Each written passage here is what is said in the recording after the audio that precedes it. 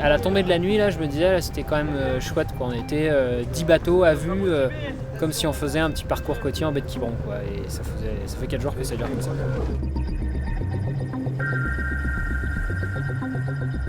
Moi, je suis rincée. Mais rincée. En fait, j'ai dormi quand la dernière fois?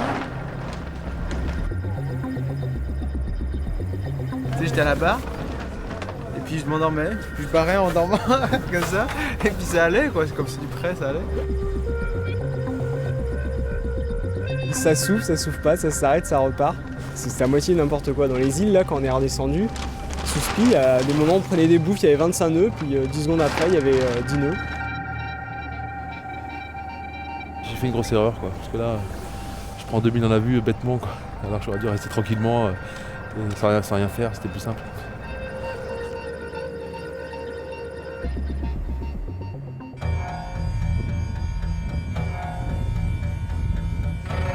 Les Lumières d'Athènes et la baie du Pirée en guise de stade nautique pour le clap final de la deuxième étape de la Walk Up Istanbul. Dans les premières heures de la nuit, Nicolas Lunven a repris la tête de la flotte à François Gabard. Après 580 000 de course, près de 1000 km depuis la Sicile, le skipper de Generali s'offre la ligne d'arrivée avec à peine 3 minutes d'avance.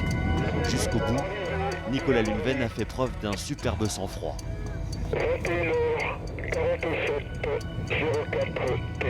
Donc c'est vrai que c'est une course par élimination, il faut savoir la gérer en tant que telle, donc pas s'affoler quand on perd du terrain, parce qu'il y aura des rebondissements plus tard, on y aura moyen de se refaire, quoi. C'est là qu'il faut être philosophe.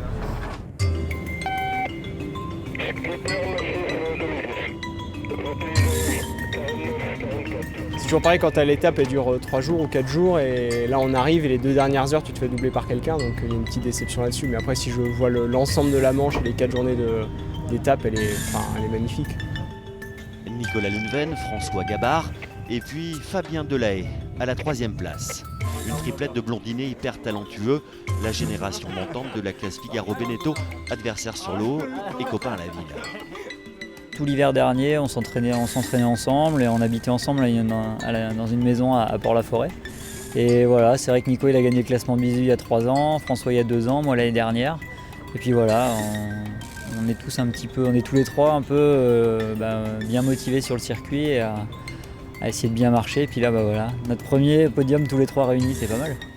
Avec 2 places de deuxième, François Gabard prend la tête du classement général de la Walk Up Istanbul devant son pote Delahaye et Erwan Tabarly.